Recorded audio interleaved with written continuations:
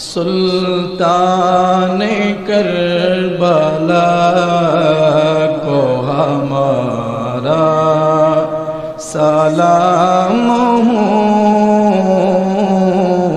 जानाने मुस्तफा को हमारा सलाम हो,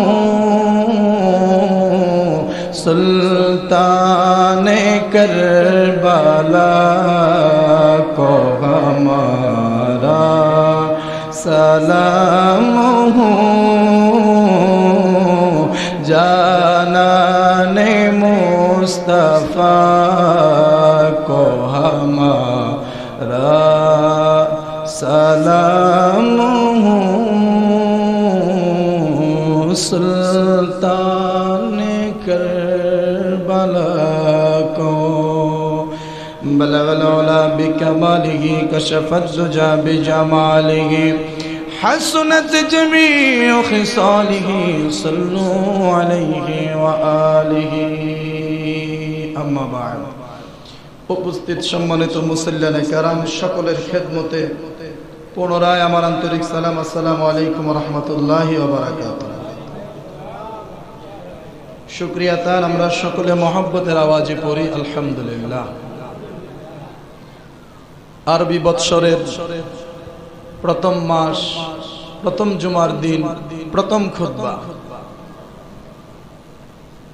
এই মুহররম মাস, সেটা হচ্ছে শাহরুল্লাহ, আল্লাহর মাস। এই মাসে ঝগড়াঝাটি, মারামারি, রক্তপাত এগুলো আল্লাহ তাআলা হারাম করেছেন। কিন্তু এই মাসেই সবচেয়ে হৃদয় বিদারক ঘটনা কারবালায় ঘটিয়েছেন ইয়াজিদ, আল্লাহর আইনের বিপরীতে গিয়ে। তো আজকের আলোচনার বিষয় হলো আহলে বায়াতের ফজিলত, ফি ফাদাইলি আহলিল বাইত।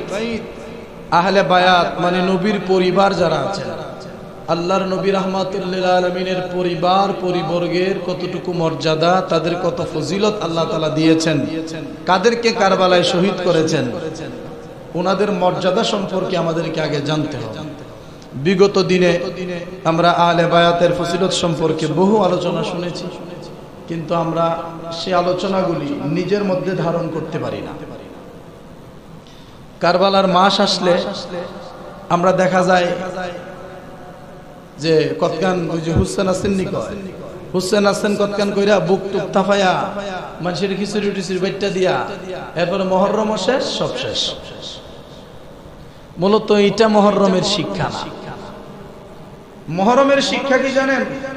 10ই মুহররম জুমার দিন কারবালার প্রান্তরে ইমাম হুসাইন শাহাদত বরণ করেছেন।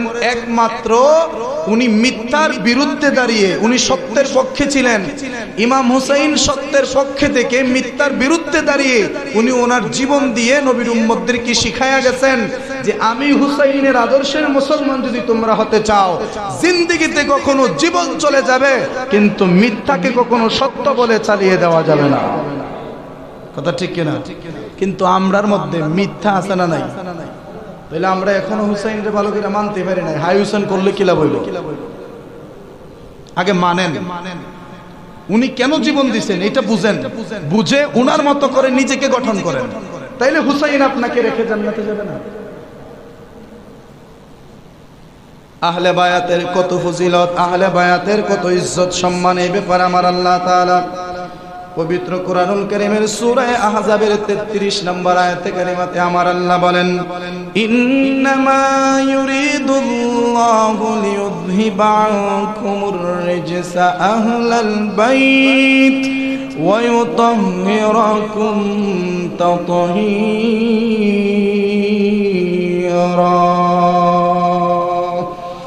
আমার আল্লাহ সুবহানাহু ওয়া তাআলা বলেন, ও আমার জগতের বান্দারা শোনো, আমার নবীর আহলে বায়াত যারা আছেন, আমার নবীর নিকটাত্মীয় যারা আছেন, আমার নবীর রক্ত সম্পর্কের যারা আছেন, তাদের ব্যাপারে আমি রব্বুল আলামিন তোমাদেরকে সতর্কবাণী দিচ্ছি, শুনে নাও।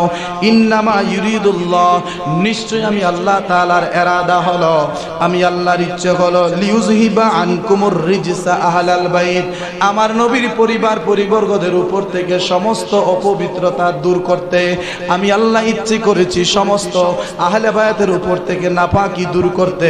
অতঃপর আমি আল্লাহ তাআলা তাদের উপর থেকে সমস্ত নাপাকি, সমস্ত গুনাহ, সমস্ত অপবিত্রতা আমি আল্লাহ তাআলা দূর করে দিয়েছি। এমনকি ওয়ায়ুতাহিরাকুম তাতহীরা, আমি আল্লাহ তাআলা তাদেরকে পবিত্র থেকে আরো পবিত্র বানায়া দিয়েছি। নবীদের রক্ত মুবারক এমনিই তো পবিত্র, এরপরেও আমি আল্লাহ তাআলা আহলে বায়াতের উপর থেকে সমস্ত অপবিত্রতা দূর করে ওনাদের সবাইকে আমি আল্লাহ তাআলা পবিত্র বানায়া দিলাম। ও রব্বুল আলামিন, কেমন পবিত্র আপনি বানাইছেন একটু বলেন না। আমার আল্লাহ ডাক দেয়া কই, তারা তো এমনিতেই ছিল পবিত্র, এমনিতেই ছিল পাক, তারপরেও তাদের যে ছোটখাটো কিছু এদিক সেদিক কিছু খুঁটিনাটি যায় থাকতে পারে, ওইগুলাও আমি আল্লাহ তাআলা হেফাজত করে নিয়েছি। তার মানে আমার নবীর আহলে বায়াত কখনো কোনো ভুল করতে পারে না, কোনো অন্যায় করতে পারে না, কারণ আল্লাহ তাআলা তাদের উপর থেকে সমস্ত অপবিত্রতা দূর করে দিয়েছেন। তো যেই ইমাম হুসাইন আমার নবীর আহলে বায়াতের অন্যতম সদস্য, ওই ইমাম হুসাইন রাদিয়াল্লাহু তাআলা আনহুকে যারা দোষী বানাইয়া ইয়াজিদরে নির্দোষ প্রমাণ করতে চায়, তারা স্বয়ং আল্লাহর কোরআন বিরোধী। কথা ঠিক কিনা? কারবালার জমিনে হুসাইনরে দোষ দেওয়ার কোনো সুযোগ নাই, ইয়াজিদরে বাঁচাইবার কোনো উপায় নাই। কিন্তু এক শ্রেণীর মোল্লা আছে, যায় দেখেন ইয়াজিদের প্রশংসা করতে করতে করতে করতে ইমাম হুসাইনরে দোষী বানাইতে বানাইতে ইয়াজিদরে আর বাপ বানাইলিছে। কথা ঠিক কিনা? নাউযুবিল্লাহি মিন যালিক। ইয়াজিদ সম্পর্কে পুরো মুহররম মাস আলোচনা হবে ইনশাআল্লাহ। তো আজকের বিষয়ের উপর আমি থাকি। আজকের বিষয় হলো আহলে বায়াতের ফজিলত।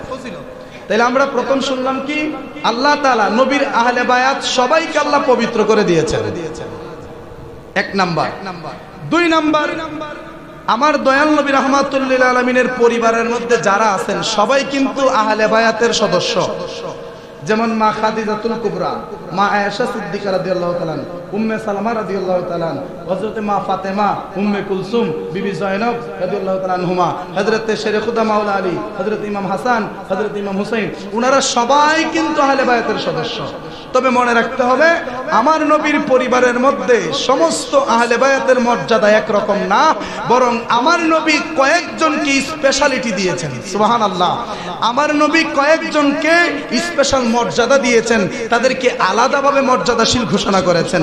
এ ব্যাপারে হাদিসে কারিমাতে আল্লাহর নবী রাহমাতুল লিল আলামিন বলেন, যে হাদিস কানা হযরতে মা আয়েশা সিদ্দিকা রাদিয়াল্লাহু তাআলা আনহু থেকে বর্ণিত, মুসলিম শরীফের দ্বিতীয় খণ্ডের 283 নম্বর পৃষ্ঠার 2524 নম্বর হাদিসে কারিমাতে নবী বলেন, মা আয়েশা সিদ্দিকা থেকে হাদিসটা বর্ণনা করা হয়েছে। মা আয়েশা বলেন, একদিন ভোরবেলা আমি তাকায়া দেখি আমার দয়াল নবী রাহমাতুল লিল আলামিন একটা কালো বর্ণের রেশমি, কালো বর্ণের পশমিন নকশি করা এইরকম একটা চাদর বা কম্বল নবীজি গায়ের মধ্যে জড়াইলেন। শীতের দিন ভোরবেলা একখানা নকশি করা মানে নকশা করা একখানা চাদর মুবারক নবীজি গায়ের মধ্যে জড়াইয়া শীতের মধ্যে নবীজি ঘর থেকে বের হলেন। এমন সময় হযরতে হাসান ইবনে আলী রাদিয়াল্লাহু তাআলা মানে হযরতে আলীর সন্তান হযরতে ইমাম হাসান আমার নবীর কাছে দৌড়ে আসলেন। আসার পরে আল্লাহর নবী আর দেরি করে নাই, আল্লাহর নবী হযরতে হাসান রাদিয়াল্লাহু তাআলা আনহুকে নবীজির কম্বল মুবারকের ভিতরে টেনে নিলেন। সুবহানাল্লাহ। নবীজির কম্বল মুবারকে টেনে নিলেন। এরপর নবীজি তাকায় দেখে কিছুক্ষণ পরেই হযরতে ইমাম হুসাইন রাদিয়াল্লাহু তাআলা দৌড়ায়া নানা ভাইয়ের দিকে আসতেছেন। আল্লাহর নবী রাহমাতুল লিল আলামিন ইমাম হুসাইন কো টান মেরে নবীজি কম্বল মুবারকের ভিতরে ঢুকাইলেন। এরপরে আল্লাহর নবী দেখলেন হযরতে খাতুনে জান্নাত মা ফাতেমাতুজ জাহরা রাদিয়াল্লাহু তাআলা আনহা, যিনি সাইয়্যিদাতুন নিসাই আহলিল জান্নাহ, যিনাকে নবীজি বলেছেন আমার ফাতেমা হলো জান্নাতের সমস্ত নারীদের সরদারিনী। আরো জোরে, আমার ফাতেমা জান্নাতের সমস্ত রমণীদের সর্দারিনী। ওই ফাতেমা যখন আসলেন, আল্লাহর নবী ওই ফাতেমা রাদিয়াল্লাহু তাআলা আনহাকে কম্বল মোবারকের ভিতরে ঢুকাইলেন। কিছুক্ষণ পরে হযরতে শেরে খুদা মাওলা আলী ইবনে আবি তালিব রাদিয়াল্লাহু তাআলা উনি আসলেন। আসার পরে আল্লাহর নবী উনাকেও কম্বল মোবারকের ভিতরে ঢুকাইলেন। দুই দিক দিয়া দুইজন করে চারজনকে দুই দিক দিয়া ঢুকাইয়া আল্লাহর নবী রাহমাতুল লিল আলামিন কোরআন তেলাওয়াত করলেন। ওই যে আমার আল্লাহ তাআলার কোরআনের যে আয়াত, ইন্নামা ইউরিদুল্লাহু লিইউযহিবা আনকুমুর রিজসা আহলাল বাইত ওয়া ইউতাহিরাকুম তাতহীরা। আল্লাহর নবী আয়াত কানা পাঠ করলেন। এই আয়াত কানা পাঠ করে আল্লাহর নবী সমস্ত সাহাবীদের কি বুঝায়া দিলেন, ও আমার সাহাবীরা শোনো, এই আয়াতটা নাজিল হয়েছে আমার এই চারজন সদস্যকে নিয়া। মানে আমার স্পেশাল আহলে বায়াত হচ্ছে আমার দুই পাশে যে চারজন আছে। আর হুজুরে বলেন না সুবহানাল্লাহ। তিরমিজির আরেক বর্ণনায় হযরতে উম্মে সালমা রাদিয়াল্লাহু তাআলা আনহু থেকে কানা হাদিস উনি আবেদন করলেন, ও নবী গো, আমি তাদের সাথে হতে চাই। সুবহানাল্লাহ। তিরমিজির আরেক বর্ণনায় এই হাদিস কানা আসছে যে ৬০ জনকে নবীজিদের দুই দিকে ঢুকাইলেন। ঢুকানোর পর আল্লাহর নবীর বিবি হযরতে উম্মে সালামা রাদিয়াল্লাহু তাআলা তিনি আসলেন। আয়েশা বলে, ইয়া রাসূলুল্লাহ, আমিও আপনার কম্বলের ভিতরে ঢুকি। সুবহানাল্লাহ বলেন না। আল্লাহর নবী বললেন, না সালমা, তোমার মর্যাদা তোমার জায়গায়, আমার আলী ফাতেমা হাসান হুসাইনের মর্যাদা তাদের জায়গায়। তবে সালমা মনে রাখো, শুধু আমার এই চারজন পবিত্র না, তুমি সালমা অপুত পবিত্র। তবে মর্যাদার দিক দিয়া তোমার চাইতে এই চারজন দামি। সুবহানাল্লাহ বলেন না।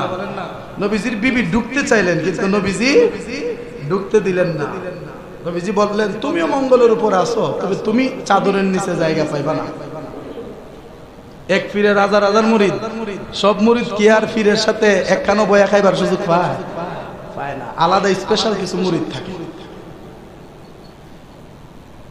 হযরতে আবু যর গিফারি রাদিয়াল্লাহু তাআলা যিনি আল্লাহর নবীর একজন বয়স্ক সাহাবী ছিলেন, হযরতে আবু যর গিফারি রাদিয়াল্লাহু তাআলা তিনি বর্ণনা করেন, একদিন হযরতে আবু যর গিফারি কাবা শরীফের দরজার মধ্যে ধরা ছিলেন। কাবা শরীফের দরজা মুবারকের মধ্যে ধরা অবস্থায় আল্লাহর নবী রাহমাতুল লিল আলামিনের কথাটা তিনি এইভাবে বলতেছেন যে, আমি কাবা শরীফের মধ্যে ধরা ছিলাম, কাবার দেয়ালের মধ্যে বা কাবার দরজার মধ্যে আমি ধরা ছিলাম। ওই মুহূর্তে আমি শুনেছি আল্লাহর নবী এই কথা বলেছেন। কোন কথা? আল্লাহর নবী ডাক দেয়া কই, ওরে আমার সাহাবীরা সাবধান, নিশ্চয় আমার আহলে বায়াত তোমাদের কাছে নূহ নবীর নৌকার মতো। জোরে বলেন না সুবহানাল্লাহ। ইয়াকুলু আলা ইন্না মাসালা আলি বাইতি ফিকুম মাসালু সাফিনাতি নূহ। আল্লাহর নবী রাহমাতুল লিল আলামিন বলেন, ও আমার সাহাবীরা শোনো, হযরত নূহ আলাইহিস সালামের নৌকাটা যেই রকম ছিল, আমার আহলে বায়াতের নৌকাটাও সেই রকম। মানে ওই দিন নূহ নবীর নৌকাতে যারা যারা উঠেছিল, তারা যেই রকম মহাপ্লাবন থেকে, মহা বিপদ থেকে, মহা বন্যা থেকে তারা বেঁচে গিয়েছিলেন, যারা আমি নবীর আহলে বায়াত নামক নৌকার মধ্যে উঠতে পারবে, আল্লাহর নবী বলেন তারা নূহ নবীর নৌকার যাত্রীদের মতো বেঁচে যাবে। জোরে বলেন না সুবহানাল্লাহ। যেমন ভাবে নূহ নবীর নৌকাতে ওঠার কারণে সমস্ত মানুষেরা, সমস্ত জীবজন্তুরা মুক্তি পেয়ে গিয়েছিল, আমার আহলে বায়াত নামক প্রেমের নৌকায় যদি কেউ উঠে, তারা ইহজগৎ পরজগতে মুক্তি পেয়ে যাবে। নবীর আওলাদ নূহের কিস্তি, নবীজির বয়ান, আবু যর গিফারির হাদিসে প্রমাণ, জীবন দিবে ঈমান পাবে সুন্নিদের পথে, হাসরে তোর দেখা হবে হুসাইনের সাথে।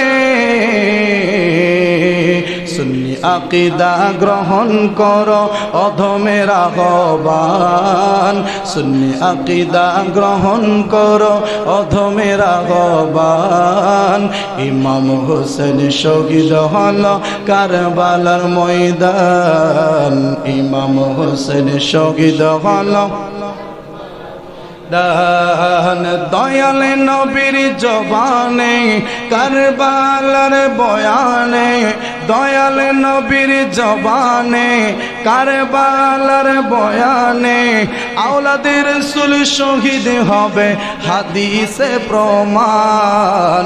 ইমাম হোসেন শহীদ হলো কারবালার ময়দান, ইমাম হোসেন শহীদ হলো। ইমাম হুসাইনের শাহাদাত নবীজির ইলমে গায়েব ছিল। সুবহানাল্লাহ। কিভাবে?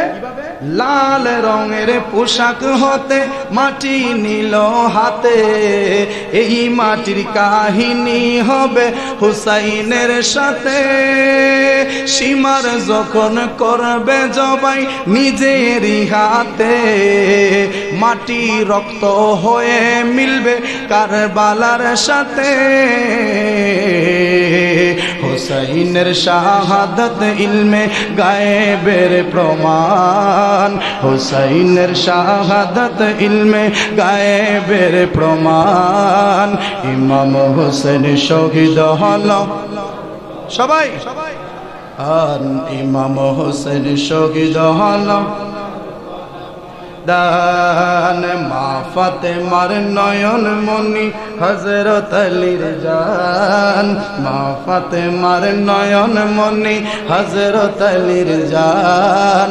ইমাম হোসেন শহীদ হলো কারবালার ময়দান, ইমাম হোসেন শহীদ হলো। তার মানে ইমাম হুসাইন কারবালায় শহীদ হবে এটা নবী বহু আগেই ভবিষ্যৎবাণী করছেন। মাটি হাতে নিয়ে নবীজির একজন সাহাবীর কাছে দিয়ে বলতেছেন, এই মাটিটা তোমার কাছে রাখো, যখন এই মাটিগুলা দেখবা লাল হয়ে গেছে ধরে নিও আমার হুসাইন শহীদ হয়ে গেছে। ঠিক যেই দিন ইমাম হুসাইন শাহাদাত বরণ করেছেন, উনি দেখেন শিশির যে মাটিগুলি ছিল সবগুলো একদম রক্তে পরিপূর্ণ হয়ে গেছে। তার মানে নবী জানতেন ইমাম হুসাইনকে যে শহীদ করা হবে, কিন্তু বাধা দিলেন না কেন, আটকালেন না কেন? নবীজি চাইলে তো দোয়া করলে আল্লাহ ফিরেই দিত, হুসাইনকে শহীদ করতো না, এজিদের হাতে মরতে দিত না। কিন্তু নবী দোয়া করেন নাই। কেন করেন নাই জানেন? আমার আল্লাহ আমার নবীকে গায়েবের খবর দেওয়ার মতো ক্ষমতা দিয়েছেন। আল্লাহর নবী জানতেন ইমাম হাসান হুসাইন কারবালায় শহীদ হবে, কিন্তু কোনোদিন দোয়া করে নাই। নবীজি উল্টো এইভাবে দোয়া করছেন, রব্বুল আলামিন গো, আমার হাসান আমার হুসাইন একজন জহর খাইয়া দুনিয়ার জমিন থেকে বিদায় হবে, আর একজন কারবালার জমিনে দুনিয়ার জমিন থেকে বিদায় হবে। আমার দুই চোখের মনি দুই জায়গায় শহীদ হয়ে যাবে। আমি নবী দোয়া করে তাদেরকে আটকাইতে পারি, কিন্তু আল্লাহ গো আমি তাদেরকে আটকাবো না। কেন আটকাবো না? কারণ আমার দুই নাতির শাহাদতের বিনিময়ে আমার কোটি কোটি গুনাহগার উম্মতকে আমি নবী জান্নাতে ঢুকায়া দেব। একমাত্র আমাদের নাজাতের একটা ব্যবস্থা করার জন্য এই দুইজনের শাহাদত নবী আটকান নাই। নবী দোয়া করলে যেই মেয়েটার ঘরে সন্তান হয় না, আল্লাহ সন্তান দিয়ে দেয়। নবী দোয়া করলে আকাশের চন্দ্র দুই ভাগ হয়ে যায়। নবী দোয়া করলে আমার আল্লাহ তাআলা ছোট পাহাড়কে বড় বানায় দেয়, বড়কে ছোট বানায় দেয়, দুনিয়া উলট পালট করে দেয় নবীর দোয়ার বদৌলতে। আর সেই জায়গায় হাসান হুসাইনের জন্য দোয়া করতে পারতেন না? করেন নাই। একমাত্র উম্মতের কথা চিন্তা করে। জোরে বলেন সুবহানাল্লাহ। দেখেন ইমাম হাসান হুসাইনকে নবী কত ভালোবাসতেন। হযরতে উসামা ইবনে যায়েদ রাদিয়াল্লাহু তাআলা আনহু থেকে বর্ণিত, তিনি বলেন, এক রাতে আমি কোনো এক প্রয়োজনে আমার নবীর খেদমতে হাজির হলাম। আমার কোন প্রয়োজনে আমি আমার নবীর দরবারে গেলাম। যাওয়ার পরে আল্লাহর নবী রাহমাতুল লিল আলামিন একটা চাদর দ্বারা কোনো একটা জিনিসকে ঢেকে ফেললেন। সুবহানাল্লাহ। যখন আমাকে দেখেছেন আল্লাহর নবী চাদর মুবারক দ্বারা কি যেন একটা ঢেকে ফেলেছেন, ঢাইকা আল্লাহর নবী ঘর থেকে বের হলেন। সুবহানাল্লাহ। আল্লাহর নবী ঘর থেকে বের হলেন। ওই সাহাবী যায়েদ ইবনে উসামা ইবনে যায়েদ রাদিয়াল্লাহু তাআলা উনি বলেন, আমি বুঝতে পারি নাই আল্লাহর নবী চাদর দ্বারা কোন জিনিসটারে ঢেকে রেখেছেন। আল্লাহর নবী চাদর দ্বারা কোন জিনিসটা ঢেকে রেখেছেন আমি বুঝতে পারি নাই। অতঃপর আমি যখন আমার প্রয়োজন সারলাম, আল্লাহর নবী রাহমাতুল লিল আলামিনকে আমি তখন জিজ্ঞাসা করলাম, ইয়া রাসূলুল্লাহ, আপনি কি জিনিসকে চাদর দ্বারা আবৃত করে রেখেছেন? আল্লাহর নবী তখন কি কি করলেন, ওই সাহাবীরে ডাক দিয়া কই সাহাবী আমি চাদর দিয়া কি ঢাকছি তুমি কি দেখবা? ওই সাহাবী ডাক দিয়া বলেন ইয়া রাসূলুল্লাহ, জি আমার মনের মধ্যে তো বড় আকাঙ্ক্ষা, আপনি নবী তো সচরাচর এইরকম করেন না, আজকে কেন আপনি চাদর দ্বারা কোনো একটা জিনিস ঢেকে ফেলেছেন? নবী গো একটু দেখান না চাদর দিয়ে আপনি কি ঢেকে রেখেছেন। আল্লাহর নবী তখন চাদর কানা একটু সরালেন, চাদর কানা সরানোর পরে ওই জায়েদে উসামা ইবনে জায়েদ রাদিয়াল্লাহু তাআলা উনি দেখেন আল্লাহর নবীর চাদরের নিচে আর কেউ না, আল্লাহর নবীর দুই চাদরের নিচে আল্লাহর নবীর প্রিয় দুই নাতি ইমাম হাসান এবং হুসাইন। উসামা ইবনে জায়েদ রাদিয়াল্লাহু তাআলা আনহুকে আল্লাহর নবী যখন দেখতে পাইলেন নবীজি দুই নাতিকে চাদর দ্বারা ঢেকে ফেলেছেন, যখন প্রয়োজন শেষ হলো ওই সাহাবী যখন চলে যাবে তখন আল্লাহর নবী রাহমাতুল লিল আলামিন চাদর কানা সরালেন, ওই সাহাবী দেখতে পাইলেন চাদরের নিচে দুই নাতিরে নিয়ে, দুই উরাতের মধ্যে দুই উরু মোবারকের মধ্যে দুই নাতিরে নিয়ে আল্লাহর নবী চাদর মুড়ি দিয়া বসে রয়েছেন। এতে বোঝা যায় আল্লাহর নবীর কতটুকুন প্রিয় হাসান আর হুসাইন। সুবহানাল্লাহ। চাদর দিয়ে ঢাইকা রাখে নানা নাতির কারবার।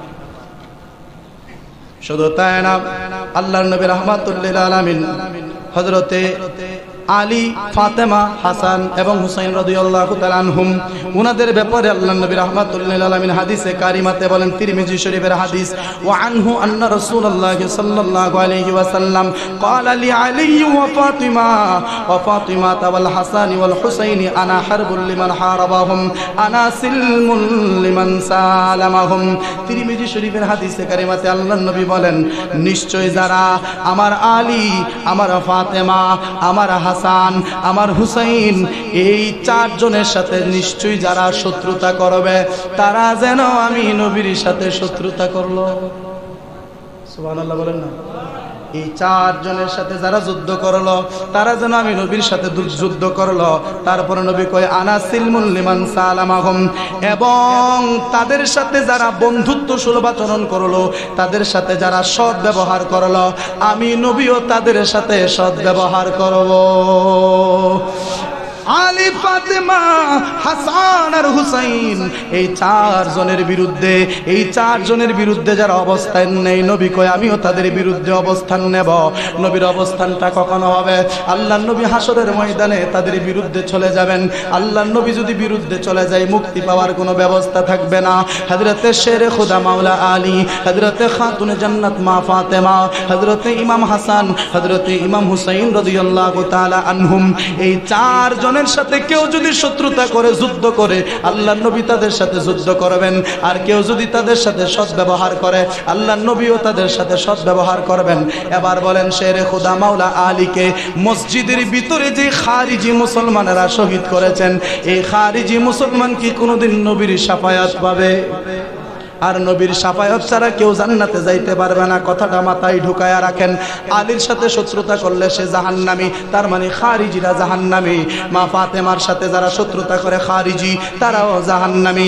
ইমাম হাসানের সাথে শত্রুতা করেছে ইয়াজিদ, ইয়াজিদ জাহান্নামী। ইমাম হুসাইনের সাথে শত্রুতা করেছে ইয়াজিদ ইবনে জিয়াদ শিমার। এই রকম হুসাইনকে শহীদ করার পেছনে যারা যারা সহযোগিতা করেছিল তারা সবাই নিশ্চিত জাহান্নামী। কথা ঠিক না বেঠি? জাহান্নামীরে যতই জান্নাতি বানাবার চেষ্টা করো মোল্লা, কোনো ফায়দা হইতো না। এরপরে নবী কি কয় শোনেন। قال رسول الله صلى الله عليه وسلم الحسن والحسين سيد شباب اهل الجنه رواه الترمذي। তিরমিজি শরীফের হাদিসে কারিমাতে নবী ডাক দিয়া বলেন, আমার হাসান আর হুসাইন দুইজন হচ্ছে জান্নাতের সমস্ত যুবকদের সরদার। জোরে বলেন না সুবহানাল্লাহ। হাসান আর হুসাইন দুইজন হচ্ছে জান্নাতের যুবকদের সরদার। এরপরে নবী ডাক দেয়া কয়, ক্বালা রাসূলুল্লাহ সাল্লাল্লাহু আলাইহি ওয়াসাল্লাম ফাতিমাতু সাইয়্যিদাতু নিসাই আহলিল জান্নাহ মুত্তাফাকুন আলাইহি। বুখারী মুসলিমের হাদিসে আল্লাহর নবী কয়, নিশ্চয় আমার ফাতেমা জান্নাতের সমস্ত মহিলাদের সরদারিনী। একটু চিন্তা করেন না, মা ফাতেমা মহিলার সরদারিনী, হাসান আর হুসাইন জান্নাতের সমস্ত যুবকদের সরদার। এবার বলেন, জান্নাতের সমস্ত কর্তৃত্ব কার হাতে গেল? নবীর পরিবারের হাতে। কথা ঠিক কিনা? জান্নাতের সমস্ত বাগ বন্টন যা আছে সবগুলা কার হাতে? মা ফাতেমা, হাসান আর হুসাইনের হাতে। তো তাদের কি বাদ দিয়া জান্নাতের আশা করেন? কি ফায়দা হইব? এরা তো শাহিদার, এরা তো সরদার। সুবহানাল্লাহ বলেন না? ওনারা সরদার, ওনাদেরকে আমাদের ভালোবাসতে হবে। তো হাসান হুসাইনের ব্যাপারে এই মর্যাদা নবী বর্ণনা করেছেন। আলীর ব্যাপারে নবী ডাক দেয়া কয়, ওরে আলী শোনো, হযরতে মূসা আলাইহিস সালামের নিকট হযরতে হারুন আলাইহিস সালামের যেই রকম মর্যাদা ছিল, তুমিও আমার কাছে সেই রকম মর্যাদাবান। সুবহানাল্লাহ বলেন না? মূসা নবীর ভাইয়ের নাম কি ছিল? হারুন আলাইহিস সালাম।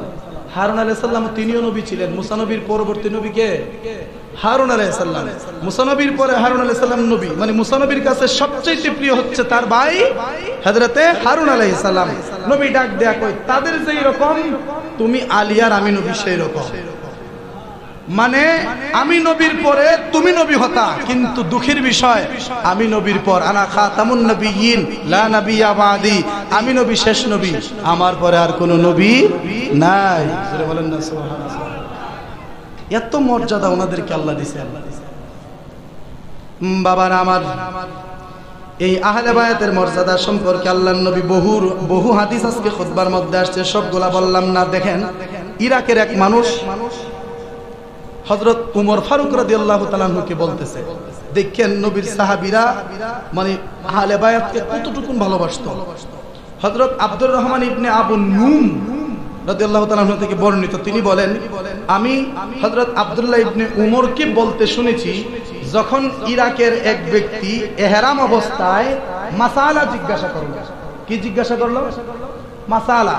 হযরতে আব্দুল্লাহ ইবনে উমরকে, মানে উমরের সন্তান আব্দুল্লাহ ইবনে উমরকে ইরাকের এক ব্যক্তি ইহরাম অবস্থায় কি কি মাসালা আছে এই মাসালা সম্পর্কে জিজ্ঞাইলো। যারা হজ করছেন তারা বুঝবেন, ইহরাম অবস্থায় কিছু কাজ আছে নিষেধ। ইহরাম অবস্থায় অনেকগুলা কাজ নিষেধ। এর মধ্যে হচ্ছে কি, যে কোনো পশু পাখি শিকার করা, মশা মারা, পিঁপড়া হত্যা করা, জীব হত্যা করা, তারপরে স্বামী স্ত্রীর এই একান্ত সময় কাটানো, এগুলো ইহরাম অবস্থায় হারাম। তো এই মাসালা সম্পর্কে একজন ইরাকি জিজ্ঞাসা করছে যে, হুজুর ইহরাম অবস্থায় কি কি করা যাবে আর কি কি করা যাবে না। তখন আব্দুল্লাহ ইবনে উমর বলতেছে, তুমি কি করেছো? হুজুর আমি আপনার কাছে জানতে চাচ্ছি, ইহরাম অবস্থায় মাছি মারলে কি গুনাহ হবে? সুবহানাল্লাহ বলেন না? ইরাকের ব্যক্তি বলতেছে, হুজুর আমি যদি ইহরাম অবস্থায় মাছি মারি আমার কি গুনাহ হবে?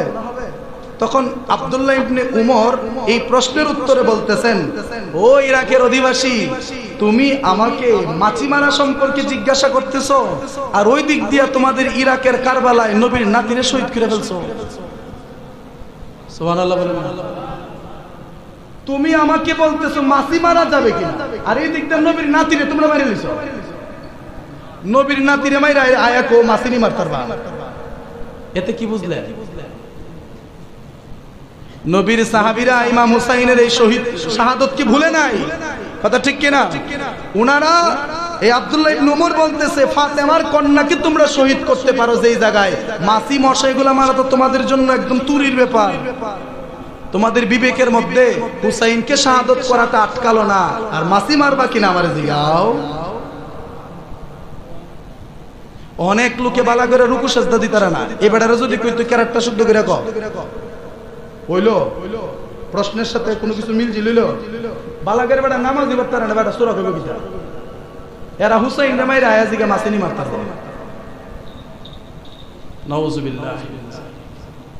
এই ইরাকের কুফানগরী, এই কুফানগরীর ফুরাতের তীরে কারবালার জমিন, এই জমিনের মধ্যে ইমাম হুসাইন নবীর পরিবারের সবচাইতে প্রিয়জন যিনি ছিলেন, যেই হুসাইন ছিলেন নবীজির প্রিয়জন, নবীজির চোখের মণি, মা ফাতেমার চোখের মণি, হযরতে শেরে খুদার চোখের মণি, ইমাম হাসানেরও চোখের মণি ছিলেন ইমাম হুসাইন। সুবহানাল্লাহ। এত প্রিয়জনকে যারা কারবালায় শহীদ করতে পারে তারা কোনোদিন প্রকৃত মুসলিম হতে পারে না। একটা আকীদা আপনাদেরকে শোনাই দিই। আমরা অনেক সময় ঠেলায় এই কথাটা বলি যে এক দল হলো হুসাইনি মুসলমান আর এক দল হলো ইয়াজিদি মুসলমান, কই না? আচ্ছা আপনারা বলেন, একজন সাধারণ মানুষ আর একজন সাধারণ মানুষকে হত্যা করা কি? কবিরা গুনাহ বা মহাপাপ। একজন মুসলমান আরেকজন মুসলমানকে বা একজন মানুষ আরেকজন মানুষকে যদি অন্যায়ভাবে হত্যা করে, তাহলে তার ব্যাপারে আল্লাহর কোরআনী ফায়সালা হলো সে কবিরা গুনাহ করছে, সে আল্লাহর হুকুম কি করছে, অমান্য করেছে। মদ পান হারাম, ইয়াজিদ মদকে হালাল মনে করেছে। মানুষ হত্যা করা হারাম, ইয়াজিদ মানুষ হত্যাকে হালাল মনে করেছে। আল্লাহর কোরআনের বিরোধী করলো কিনা? আল্লাহর কোরআনের বিরোধী যদি কেউ কোনো কর্মকাণ্ড করে তাহলে সেটা হয়ে যাবে কুফরি। মনে রাখবেন, আল্লাহর কোরআনের বিপরীত যদি কিছু হয়ে যায়, আপনার কোনো কর্মকাণ্ড যদি কোরআনের আয়াতের সাথে ঠাস লাগে, তাহলে এটা হয়ে যাবে কুফরি। আর কুফরি হলে সে হয়ে যায় কাফের, আর কাফের হয়ে গেলে সে কোনো মুসলমানের অন্তর্ভুক্ত থাকে না। তাহলে ইয়াজিদ আল্লাহর কোরআন অমান্য করছে, নবীর নাতিকে শহীদ করেছেন, নবীর কলিজায় আঘাত দিয়েছেন, আহলে বায়াতের কলিজায় আঘাত দিয়ে সে কুফরি করে কাফের হয়ে গেছেন। অতএব ইয়াজিদ মুসলমান, এই কথাটা আমরা কিভাবে বলতে পারি? ইয়াজিদি মুসলমান বলার কি কোনো সুযোগ আছে? নাই, মুসলমান বলা যাবে না, তোরা সব ইয়াজিদি এইভাবে বলতে পারেন। কথা ঠিক কিনা? মুসলমান একমাত্র এক জাতই যেটাকে বলা হয় হুসাইনি মুসলমান। কথা ঠিক না? ঠিক। হাসানি এবং হুসাইনি মুসলমান, এটাই হচ্ছে একমাত্র সঠিক দল। যেটা বলেন সুবহানাল্লাহ। ইয়াজিদের বহু খাদ্যত আমরার ভিতরে আছে, ইয়াজিদের বহু খাসিয়ত আমরার ভিতরে আছে। আমরার ভিতরে যারা আমরা হুসাইন, আমরার ভিতরে ইয়াজিদের খাসিয়ত আছে। যেমন ইয়াজিদ নেশা করত। কি করত? নেশা করত। এখন ইমাম হুসাইনের প্রেমিক দাবিদার এই ফাট্টি, এরার মধ্যে নেশা করেন না, আছে না নাই? করেন? বলেন না। হুসাইনের জন্য জীবন দিতে রাজি, উচ্চারণ করে বুক তো ছড়াইলে। এই দিন দেখলাম কাদেরকে লইয়া জানো, ইরানের মানুষ তো একদম ফিট কাটটা ফানা ফানা করে লিখেছে। ইমাম হুসাইনের মহব্বতে ওনারা এগুলা করতেছেন, কিন্তু দেখা যায় ইয়াজিদের খাচ্চত তাদের ভিতরে আছে। তাহলে কি প্রেমিকটা হইলে না? কথা ঠিক কিনা? আমি যাকে ভালোবাসি তার শত্রুকে তো আমি কখনো আপন বানাতে পারি না। আমি ইমাম হুসাইনকে ভালোবাসি, আমার মধ্যে সব আদর্শ থাকবে হুসাইনের। ইয়াজিদের কোনো খাসলত থাকতে পারবে না। ইয়াজিদ শরাব পান করতো, আমরার মধ্যে শরাব পান করি না, মদ পান করি না, আছে না? আছে। ইয়াজিদ নামাজ ছাড়তো, আমরা নামাজ ছাড়া এমন মানুষ আছি না? আছি। ইয়াজিদ নারীবাজি করতো, আমরা নারীবাজি করি না এমন কিছু মানুষ আছি না? ইয়াজিদ লম্পট ছিল, আমাদের মধ্যে লম্পট কিছু মানুষ আছে না? তাহলে এগুলো তো ফিরে গেলে ইয়াজিদের সাথে মিলে যায়, তাহলে আপনি হুসাইনি কেমনে দাবি করেন? এখন বলেন, আমরা সবাই ধরা কিনা? ধরা না। আমাদেরকে জানতে হবে ইয়াজিদ কেমন ছিল আর হুসাইন কেমন ছিল। আচ্ছা বলেন, যদি দুইটা পক্ষ হয়, এক পক্ষে হুসাইন আর এক পক্ষে ইয়াজিদ, আপনি কার পক্ষে যাবেন? জোরে বলেন। অবশ্যই আমরা ইমাম হুসাইনের পক্ষে যাব, কারণ ইমাম হুসাইন হচ্ছেন সাক্ষাৎ প্র্যাকটিক্যাল কোরআন।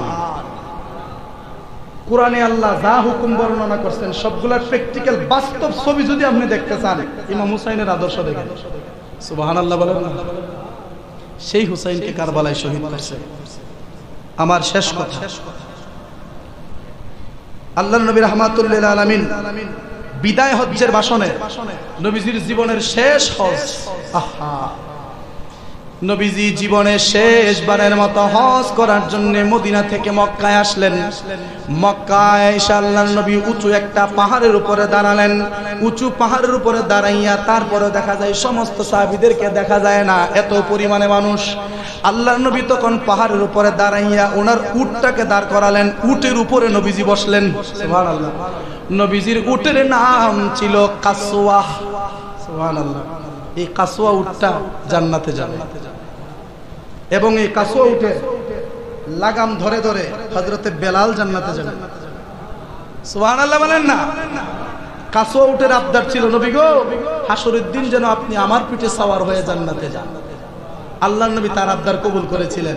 তো হযরতে বেলালকে আল্লাহ মুয়াজ্জিনদের মধ্যে লিডার বানিয়েছেন, সর্বশ্রেষ্ঠ মুয়াজ্জিন হিসেবে হযরতে বেলালকে ঘোষণা দিয়েছেন। ওই হযরতে বেলাল নবীজির অত্যন্ত প্রিয় সাহাবী, এই জন্য হযরতে বেলাল রাদিয়াল্লাহু তাআলা নবীজির উটের রশি ধরে রাখবেন। তো নিয়ম হলো উট থাকবে পিছে, রশি থাকবে সামনে, উড়ে ভেবে চলে না। তো হযরতে বেলাল নবীর উটকে ধরে ধরে ধরে ধরে জান্নাতের চৌকাঠে নিয়ে যাবেন। নিয়ে যাওয়ার পর হযরতে বেলাল কিন্তু হিসাবে আগে জান্নাতে ঢুকে যাওয়ার কথা, কারণ রশি তো আগে, হযরতে বেলাল ঢুকে যাওয়ার কথা। কিন্তু আল্লাহর আইন হলো আমার নবী ঢুকার আগে কেউ ঢুকার পারমিশন নাই। সুবহানাল্লাহ বলেন। আমার নবী ঢোকার আগে কেউ ঢোকার পারমিশন নাই। অতএব হযরতে বেলাল নবীজির সেই উট মোবারকের রশি ধরে টানতে টানতে জান্নাতের গেটের সামনে গিয়ে দাঁড়াবেন। উট যখন আগাবে, উটের দুইটা পা যখন জান্নাতের ভিতরে ঢুকবে, আল্লাহর নবীর কদম মোবারক যখন জান্নাতের ভিতরে ঢুকবে, সাথে সাথে হযরতে বেলালও ঢুকে যাবে। আর জোরে বলেন না সুবহানাল্লাহ। ওই কাসওয়া উটের উপরে দাঁড়াইয়া আল্লাহর নবী বলতেছেন, তারাকতু ফিকুম আমরাইনি লান তাদিল্লু মা তামাসসাকতুম বিহিমা কিতাবাল্লাহি ওয়া সুন্নাত রাসূলি। অন্য হাদিসে নবী কয়, তারাকতু ফিকুম আমরাইনি লান তাদিল্লু মা তামাসসাকতুম বিহিমা কিতাবাল্লাহি ওয়া ইতরাতি আহলি বাইত। জোরে বলেন সুবহানাল্লাহ। নবী ডাক দিয়া বলেন, রে আমার সাহাবীরা শোনো, আমি নবী জীবনের শেষ হজ করার জন্য আসছি। আমি নবীর হায়াতে মনে হয় আর মক্কায় হজ করতে আসতে পারবো না। আমি নবী হয়তো মদিনায় গিয়ে ইন্তেকাল করে ফেলবো। তোমাদের সাথে আর দেখা হতেও পারে, নাও হতে পারে। আমি তোমাদেরকে জীবনের শেষ একটা ওসিয়ত করে যাই, উম্মত দুইটা জিনিসকে তোমরা মজবুত ভাবে ধরে রাখো। সুবহানাল্লাহ। দুইটা জিনিসকে তোমরা মজবুত ভাবে ধরে রাখো। একটা হচ্ছে কিতাব আল্লাহ, আমার আল্লাহর কিতাব পবিত্র কোরআনুল কারীম। এই কোরআনকে তোমরা ধরে রাখো, কোরআনকে কখনো ছেড়ে দিও না। এই কোরআনের আইন অনুযায়ী চলো, তাহলে কি হবে জানো? তোমাদেরকে লান তাদিল্লু মা তামাসসাকতুম, তোমাদেরকে কেউ জাহান্নামী বানাতে পারবে না। এক নাম্বার কি ধরবার কথা কইছে? জোরে বলেন। কোরআন। দুই নম্বরে নবী কয়, ওয়া ইতরাতি আহলে বায়াত, ওয়া ইতরাতি আহলা বাইতি। তিরমিজি শরীফের হাদিসে কয়, দুই নাম্বার যেই জিনিসটারে ধরে রাখবা সেটা হচ্ছে আমার আহলে বায়াত। আরো জোরে। আমার আহলে বায়াত বলতে আমার আলী, আমার ফাতেমা, আমার হাসান, আমার হুসাইন, ওনাদেরকে তোমরা ধরে রাখো, ওনাদের আদর্শ তোমাদের মধ্যে লালন করে রাখো, কোরআনকে মজবুত ভাবে ধরে রাখো, তাহলে তোমাদেরকে কেউ কোনোদিন পথহারা বানাতে পারবে না। যেমন খারিজিরা আহলে বায়াতের বিরুদ্ধে যাওয়ার কারণে তারা পথভ্রষ্ট হয়ে গেছে, তারা জাহান্নামী হয়ে গেছে। আমরা সুন্নিরা সাহাবীদের পথ ধরে আছি, নবীর পথ ধরে আছি, আহলে বায়াতের পথ ধরে আছি, পাক পাঞ্জাতনের পথ ধরে আছি, তারপরে তাবেঈনদের পথ ধরে আছি, তাবেঈনদের পথ ধরে আছি, উলামাদের পথ ধরে আছি, ফুকাহাদের পথ ধরে আছি, ফুজালাদের পথ ধরে আছি, আমরা আলেম ওলামাদের পথ ধরে আছি, আউলিয়া কেরামদের পথ ধরে আছি। এই জন্য একমাত্র নাজাত প্রাপ্ত দল হচ্ছে আহলে সুন্নাত ওয়াল জামাত, বাকি সব বাতিল। আল্লাহ তাআলা আমাদের সবাইকে বোঝার তৌফিক দান করুন।